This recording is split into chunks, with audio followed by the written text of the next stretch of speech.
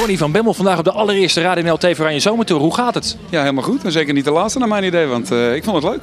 Het is een zondagmiddagje en we komen binnenhuppelen. En het verbaast me hoeveel mensen er al zitten, dus leuk. Ik ben blij dat ik erbij ben. Ja, en het gaat heel goed met je.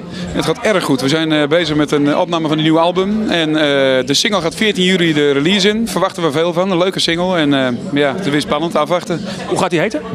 Ik zoek een meisje. Maar dat is toch niet meer het geval? Nee, ik ben al voorzien. Maar ja, het liedje, we hebben een oud liedje opgetrommeld van vroeger.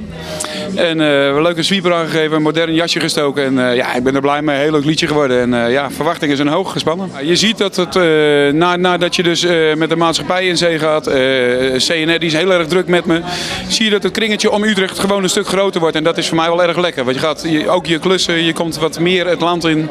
Dus ja, dat is natuurlijk voor mij enorm lekker. En nou, dit jaar was het al, hoi, 1 liedje. Toch een keer gedaan.